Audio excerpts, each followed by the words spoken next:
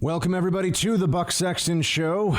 Continuing with our mobile Freedom Hut, I am doing this show from in the middle of New York City, in the middle of Manhattan, and obviously all anyone is thinking about is the coronavirus, COVID-19, Chinese virus. This is where the country's attention is right now. We had the president give a press conference today. I'll walk you through where we are right now with therapeutics. Also, there was an update on the vaccine, although I'm somebody who thinks we need to stop talking about vaccines and focus more on therapeutics, given the timelines here. It's also becoming more apparent to people that China is a problem here, not just in terms of being the place that allowed this virus to initially get out of control, but the Chinese government is aggressively trying to put the blame for this on the United States. And we are seeing actions now taken in China that show us really what we're going to be dealing with going forward. This is a sea change, I think, in U.S.-Chinese relations for a long time. This is not just going to be the duration of the crisis we're currently in. I think this is going to be looked at historically as a moment in which we entered a new phase and, unfortunately, a very adversarial phase with the Chinese government. So we'll talk about that. There's a little bit of political news to get to as well. And then I'll just give you some updates of where we are right now from the perspective of what I'm seeing and what it's like to be on relative lockdown. We're in the middle of this 15 days to stop the spread period. I think they're going to expand it very quickly to 30 days to stop the spread. And people are already wondering, when do they understand or when does it become clear to the people that are making decisions right now about what's going to happen for all of us that it's not possible to have a total lockdown for 3 months or 6 months or 9 months. We won't have an economy to restart if that's the case. It's not possible. I'm seeing these analyses saying 18 months. 18 months is what we are facing because people will just start to non-comply. Millions of people across the country will say, I'm sorry, I'm willing to take the risk. I'm going to go about my life. So the government's preparations right now to deal with this surge, I understand. I support it. I'm with it. I think Trump and his team are doing the right things right now. But even the measures that they're taking with regard to stopping the virus spread, those are not going to be able to be extended just because the experts are telling us, well, this is what's going to be the lowest risk. So there's a limitation here. There's a time limitation. Also today, just so you know, we're having, all kinds of changes. We've had to move people out of studios and doing all sorts of things that are making it complicated to continue doing the show. But I'm always going to have a show as long as the internet is up and as long as I am physically able. There will be a Buck Sexton show, and we'll continue to make sure we bring you all the information that you need with it. Now, I do want to focus first on some of the positives here, on some of the upside, because the focus of the president's task force address, which I watched before coming on air, I also watched Governor Cuomo's address, and I must say, he has been a steady hand in this. And he's not like Chuck Schumer and some of these others who are just taking cheap shots. And they're so appalling. It's such a disgrace at this point. I don't want Republicans taking cheap shots. I don't want Democrats taking cheap shots. This is everybody in the same trench. And the invading force of this virus is already making a run for us. They're already coming at us with the first wave here. So I don't need people in my trench who are going to be talking about, who had more biscuits to eat last night. No one cares. And no one cares what anyone was saying, politically speaking, a couple weeks ago or what. This is not the time for blame shifting. We're going to have a lot of time for all that. We have an election this fall, a perfect opportunity for anybody who really wants to make this about whether the Trump administration did a good job or not. Yeah, you decide whether they're in power in just a matter of months. And we'll know then. We don't know anything right now about how good the response has really been because we don't know how bad this virus is going to hit us, although the initial reports that I'm seeing are that we are just at the beginning of the real wave of hospital admissions, people with COVID-19 having trouble breathing. And we also have this now in all 50 states. I was talking to someone last night, and she was saying, should I leave New York? And my point was, well, you can't go to other countries. Nations are on lockdown. You can't even go to Canada. All right. As an American citizen, you're being told right now to either shelter in place or get back to America right now. And if you do come back to America, you're going to be put through some measures to see that you are healthy. All 50 states have it. The case numbers that you're seeing in terms of testing are just the beginning of what we're overall going to be facing in these places. And diseases don't grow in linear fashion. They don't spread in a way that is mechanical and is easy for people to predict ahead of time. All it takes is one person. I mean, there was a case in South Korea where somebody went to a large church. You know, she had a cough. She thought she was maybe a little sick. And now they believe that she may be, and I mean, it's terrible, but she may be responsible inadvertently for hundreds of new cases. So this is why it can affect us anywhere in any state. And everyone now recognizes the seriousness. Well, I shouldn't say everyone. I know there are these idiots running around on spring break. That's being shut down, by the way. Governor of Florida, DeSantis, has come out and said no more. No more body shots and keg stands with hundreds of people around you while the rest of the country is hunkered down in their apartments and hoping that we're going to figure out how we're going to handle this thing. So that's a good move. That's a good addition here to what's going on, or a good development. But let's talk about the positive for a second. And now this is more hope than it is good news. It's hopeful news, but it could be nothing. So I don't want to go too far ahead of us, but I want to note that there seems to be a recognition, because the last few days people have been saying, well, and the government's tone seems to be, we'll just ride this out with these measures as long as we can. That's not possible. We can't do this for 6 months. The nature of this is going to be like a snowball. At first it's going to be people are having a little trouble, paying their rent, paying their mortgage, affording food, and they're going to be all this debt forgiveness and all these, or at least debt delay, delaying the recovery of debts. That's going to be happening. And then people are going to realize, okay, well, my business that I worked for, it's not just they haven't paid me in a month, they're not going to reopen. And then people realize hundreds of businesses are in completely dire, and by the way, not just individual businesses, although that's certainly true, entire sectors. If you want to get really scared, look at the reality of what the Boeing Corporation, a major multinational company, look at the reality of not just their stock price right now, but just as an indicator of U.S. industry and aerospace. Look at where that's heading. They've already had the MAX airliner catastrophe to handle, which has been terrible for that company. You add this into the mix. Some of these major companies that we think of as the bedrock of the American economy, they're going to need entire bailouts.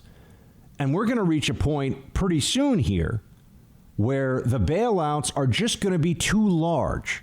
There's going to be too much asked of the Treasury. And even if they start writing these checks, we're going to say, hold on a second. Now we're creating systemic financial risk for everything. Now, I'm not trying to add to fears and anxiety here. I keep saying I'm about to get into the upside, the good side of this. But let's all understand right now, anyone who's telling you, yeah, this is going to be the new normal for 6 to 9 months, it can't be. It can't be the new normal for that period of time, because there will never be another normal after that in the United States or anywhere else for that matter, because the economy is going to disappear.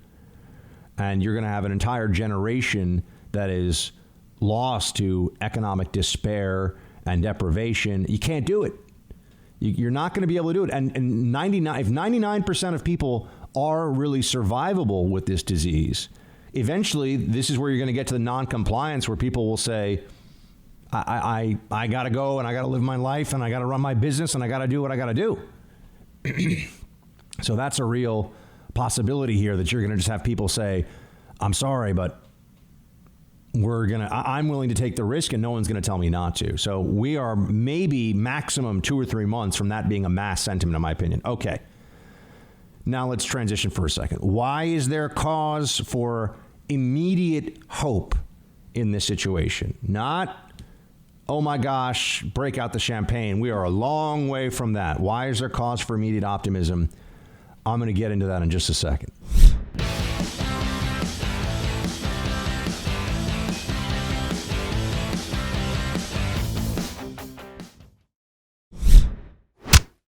Vaccines take a long time. They take a long time because you have to make sure that you're not giving people something that's going to cause more harm than good.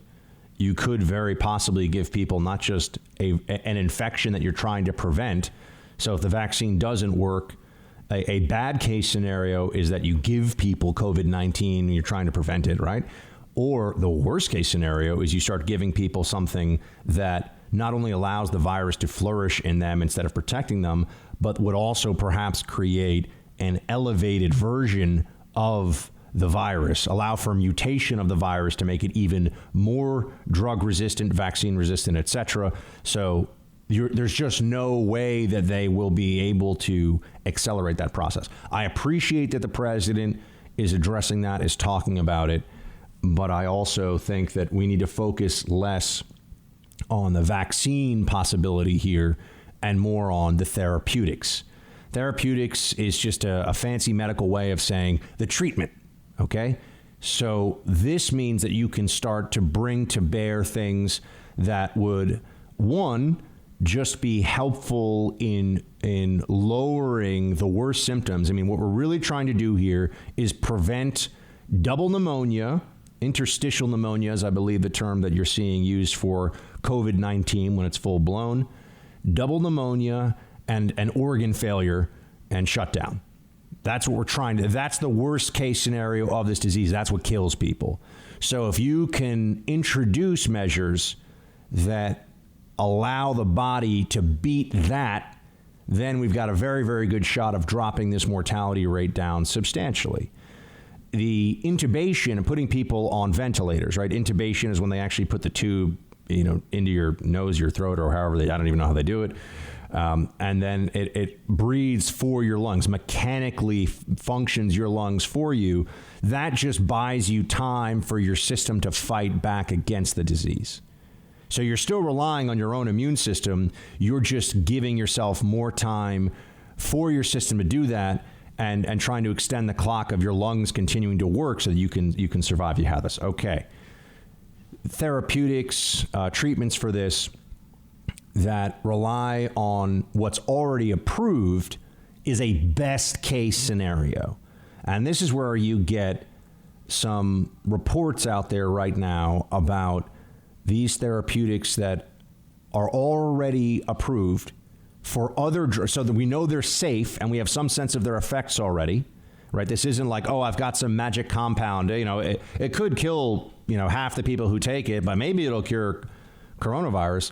The therapeutics are things that are already out there, already can be safely taken, and we understand the drugs at some level.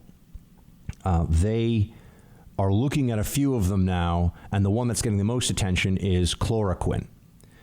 Chloroquine's been around, I think, since the 1950s. It's an old school malaria drug, anti-malaria drug. And those who don't know, malaria has been one of the great plagues of all human history. Malaria is spread through mosquitoes, as I'm sure you all know, but it really is a parasite that lives in the mosquito and that can be is spread from person to person by the bite of the mosquito. And it's a horrible disease, and it's actually a recurring disease. So I've been with people who have had, for example, a malaria relapse. So if you get it, it can kill you, for one. But if you get it and you beat it, it can come back later because these parasites can exist in your system even beyond the initial duration of the disease. I had to take, during time that I was in sub-Saharan Africa for work back in the day when I was working for the government, and I was in some pretty rough places, I had to take a substantial malaria medicine. I remember I asked them, I said, what happens if I don't take this? And the doctors, Uncle Sam's doctors were like, you're going to get malaria is what's going to happen. So I had to take it because I was in places where it was endemic and prevalent. So there's chloroquine. Mefloquine is another malaria drug some of you may be familiar with. Doxycycline is an antibiotic that can be taken as a malaria prophylactic. I've taken all these things. Mefloquine is the one that some of you that served in the military or have spent a lot of time overseas might know can give you these kind of hallucinatory dreams. And the dreams range from, I've had friends tell me, wow, that was the most amazing dream I've ever had. And then they get in the details. I'm like, buddy, I don't need to know. And to horrifying dreams that people actually consider self-harm because they're so first. So that's mefloquine. That's not, I'm not talking about chloroquine, although I think it has some similar properties. It's certainly an anti-malarial as well. The one that many of you probably took if you went on safari somewhere is Malarone. That's another malaria drug that is much more well tolerated by a lot of people. Doxycycline, I've taken that. That's an antibiotic, though. So that's wiping out good bacteria, and there's a lot of consequences for that you don't want. All right, but back to the COVID-19 fight. There is a very small early indication from a study of just a handful of people, and I know that there was someone who's an advisor to Stanford University's medical school who was on Tucker Carlson's show last night talking about this. Well, the president just addressed this today. There is a early indication that chloroquine, a drug that's been around for a very long time, could be useful in the treatment of COVID-19. We don't know if it's, this is just, at this point, I think it was maybe 6 or 8 people that they tried this on in France who have COVID-19. They're claiming a very high success rate, almost unheard of success rate. Do not become, I'm trying to give you some optimism, but I'm also not trying to tell anybody, the most devastating psychological thing you can do right now, other than straight up panic and despair, is celebrate too early. We don't know if this is going to work. We don't know if this is going to be that breakthrough for us. It's encouraging, though. And the focus right now on these special remedies that are out there that already exist. And Gilead Pharmaceuticals also has a few antivirals, and there are people that are trying, and this is all over the world. This is like in the movies where the alien invasion happens or where the asteroid's going to hit the Earth. I mean, the entire global scientific community is looking at this and doing everything that they can to try to come up with this, because we don't, I think there was we'll have this lockdown plan and we'll just extend the lockdown as long as we have to. No, the lockdown is an extreme measure, but we can extend it as long as we have to. We got to fix this thing as soon as possible.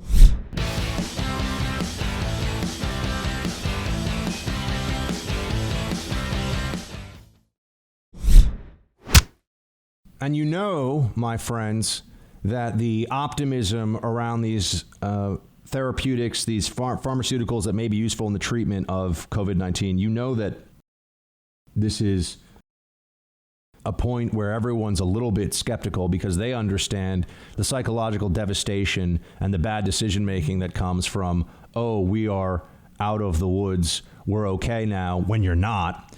So it is possible that this chloroquine thing is just a blip on the radar. Who knows? We don't know yet. But I will say this, and I don't think anybody who's following this at all would disagree. If chloroquine turns out to be even substantially effective in treating COVID-19, or any of these other therapeutics similarly works right away, because we already have these things, it will be among the most magnificent and timely scientific breakthroughs in all of human history. So everyone, please pray. And if you don't pray, if you meditate for all of, peace and harmony, whatever, just whatever you think you can do psychologically. I believe in the power of prayer. I think, this is the time when, more than any other that I can think of, we need it.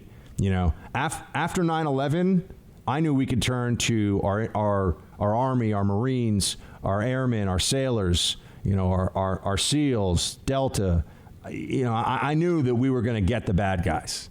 It was devastating. They came after my hometown. They came after my country. But I knew that we were going after them and that we were going to win.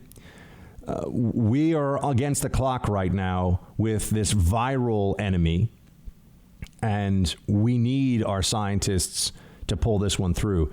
I'm trying to avoid a lot of politicized talk about what a waste it has been up to this point in time for these marches for science and hashtag science and we believe in science, and it was really just all climate change propaganda, when nobody could argue with the fact that the scientific community, the threat that they should have been focused on by public opinion and policy and funding, wasn't what the global temperature is going to be in 100 years.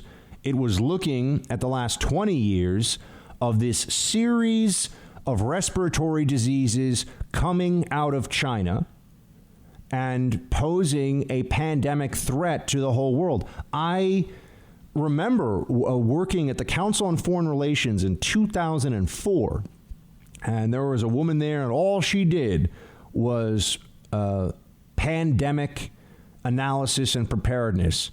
And we all would hear her stuff, and there was nobody who would say that what she, I believe her name was Lori Garrett, and there's nobody who was saying, well, she's wrong. This isn't something to worry about. There's no one who could point to the history of pandemics, which stretches back for as long as there's been human history. We've been dealing with this for forever. I mean, you go back, if you read Thucydides' history of the Peloponnesian War, the ancient Greeks, the ancient Athenians, these are all ancient Greeks, the ancient Athenians figured, we have this incredible city, we have this amazing defensive fortification, and we are the most advanced city in the Mediterranean world. The Spartans, yes, they're very good warriors, and they're allies. Right? It wasn't just the Spartans, it was always the Spartans and their allied city-states along with them. Same thing with the Athenians. They had allies all over Greece too. So think of it as a city-state. Really, each of them were confederations. Each of them were whole groups of polises, cities, going after each other. But the thinking at the time in Athens was, at the start of what became known as the Peloponnesian War, and Thucydides, I highly recommend. If you will, here's a read for those of you that have a lot of time on your hands now. Read Thucydides' History of the Peloponnesian War. It's one of the most magnificent and important and gut-wrenching and thought-provoking histories of any war you will ever read. And there have been, to this day, Naval War College, you name it, West Point. This is in the blood of military historians, and this is part of the curriculum of anybody who's serious about military history around the world. It has been for a long time. But the Athenians went behind their walls, and they figured, because you had a requirement for any army in the field to feed them was difficult, because you had to work on the agrarian cycle. You needed to have people home for the harvest, and you could only feed them for so long before they had to be home for the harvest, and you couldn't keep an army out in the field. Well, what ended up happening was that the Spartans changed the game on this one. They actually built forward fortifications to winter in place, which was not expected. And the Athenians brought everyone into their walls in the city, and guess what? They had a breakout of a plague, and it just ripped through the city, and it changed the whole dynamic of the war, because it weakened Athens greatly. It terrified the Athenian people, but then there was also an extreme bitterness that reflected itself, or was reflected in the way that they then went after the Spartans afterwards, and this war stretched on for years, and it was a war of total devastation, really. I mean, there were, anyway, I maybe a lot. What would be really interesting, actually, if I did, and people have been asking about this, Buck, can you bring back, we're people are under self-quarantine, will you bring back the history podcasts? And the answer is, I'm going to do another history podcast, and depending on how long this goes, I'm going to keep doing history podcasts, because, if 5,000 of you end up listening, or if more like 100,000 end up listening, which I think is based on what we've done in the past on Shields High, I mean, that would be where I'd expect it. It's worth it. And because I think we all need that both diversion and to keep our minds engaged in the process of learning. That's not, oh, we're learning about disease. We're learning about this pandemic. We're already all doing that. We have no choice because it affects all of us, and we have to make decisions about this. We have to make our own choices. And people are asking me for my judgment on this. What do I think? Should they do the following? Should they go outside? Can they go for a run, a walk? That's why information is so important right now, and the information keeps changing. On the one hand, this is a reminder of the magnificence of our healthcare system, our healthcare professionals, the bravery, the expertise, the willingness to put themselves under tremendously stressful positions, the duress that they're under, and also the fact that we're able to start thinking in terms of when we'll have a cure for this. In previous pandemics, nobody thought there was a cure coming, and no one knew how long it was going to last, and it was allowed to just burn through whole populations. And this is where you get to the very horrifying and really timeless mental imagery of bodies piling up during the bubonic plague, or as I've talked to you about, bodies piling up during the great cholera epidemics in New York City in the 19th century. The crowd diseases have only been around as long as we've had modern agriculture and the gathering of humans into density. Before that, it was very difficult for these to be measles, mumps, influenza. You go through all these different diseases. They need human density. They are called crowd diseases as a result. So with the rise of megacities, this has been largely to be expected. Anyway, I try not to focus on how the scientific community is being asked to play all these stupid political games in the past over climate change. And I mean, it's just absurd. Everyone knew that it was only, and people will say, oh, we didn't know. No, we knew it was only a matter of time before a pandemic like this happened. We knew. It's cyclical, the same way that you can tell. And by the way, now we're seeing a pandemic and a stock market crash at the same time. But anybody who follows the stock market will tell you what goes up must come down. There will be a change. There will be a time when things go bad here. And yet the lack of real urgency for this, and I don't mean urgency from the Trump administration or urgency from the immediate policy standpoint of this. I mean the lack of a social focus, a societal focus on trying to get ahead of this. Even all the advances that we have, I mean, it is frustrating that I walk around with because of capitalism in the private sector, I walk around with a supercomputer in my pocket, but we are faced now with a situation where we don't have enough N95 masks. We don't have enough personal protective PPE, personal protective equipment for medical frontline first responders. And that's frustrating.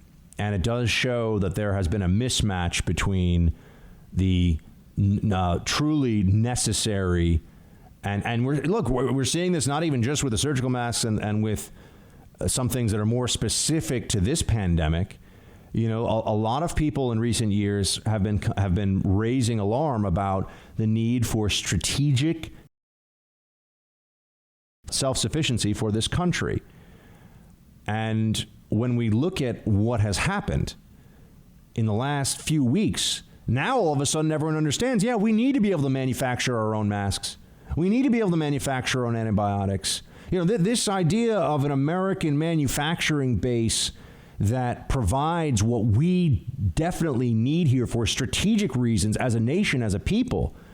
This is, in the past, has been pushed aside as some kind of, Buchananite, Pat Buchanan style fantasy, or it doesn't matter, who cares.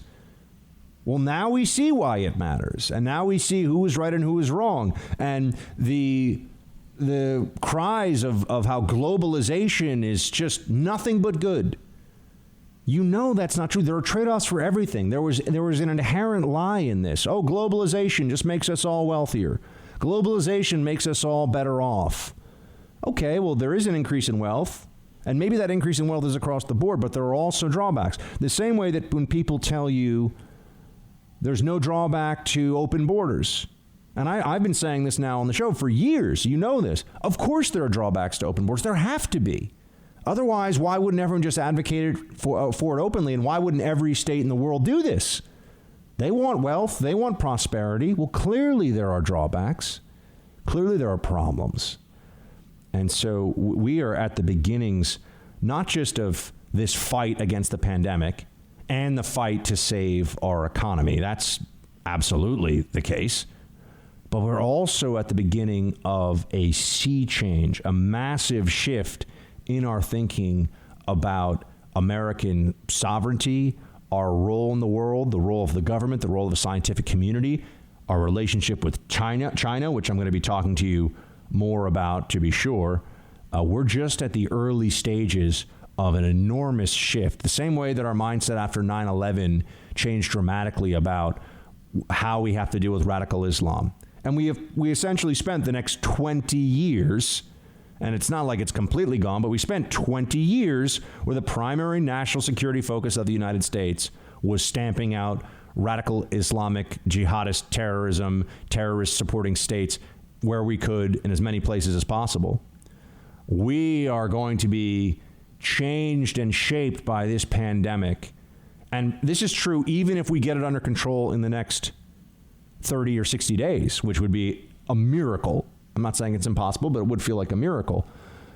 Even if that were to happen, this is going to change the way we view ourselves, the way we view this country and the future of the United States of America for generations.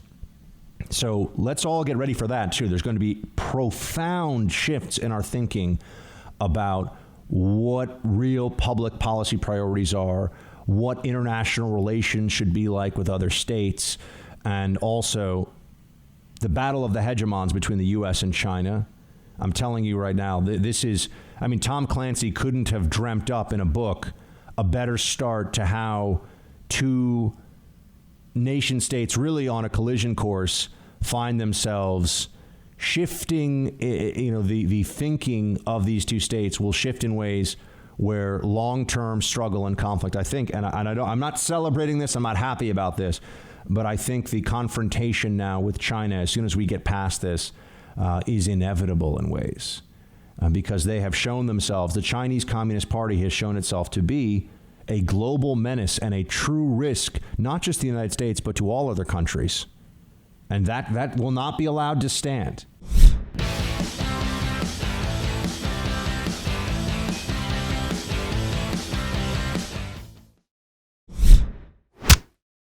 You really got to think that our scientific community right now, scientists, medical researchers, that they realize they are being asked here to possibly save tens of thousands, hundreds of thousands, maybe millions of lives, and very possibly the U.S.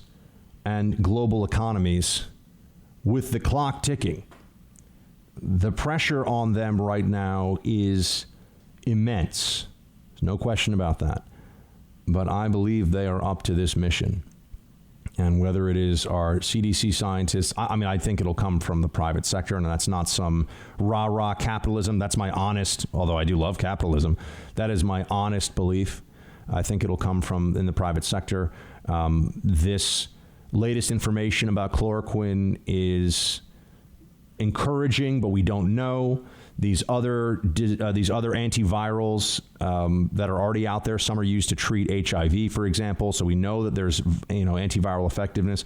But this disease, I'm sure we're going to find out, is a very wily, challenging, shifting target. I'm sure that COVID-19 is not going to be, there's probably different strains already out there, mutations, people's systems handle it differently.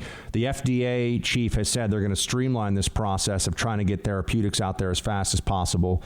There's even work right now on people that have had COVID-19 taking antibodies out of their system after they've recovered and trying to use those antibodies in some way in people that are infected to give their immune system a boost so they'll be able to beat this thing back.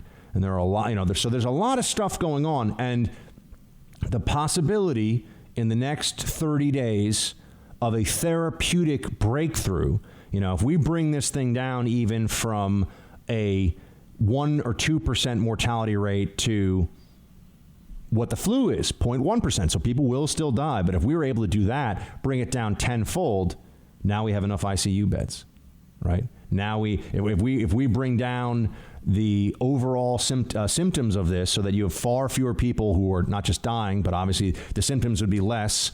So then they're also more likely to be able to stay home or get out of the hospital quickly, not need to be on a ventilator.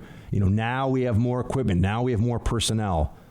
Pray for this, my friends. This is the best hope we have to be out of this thing within a few months and really out of it.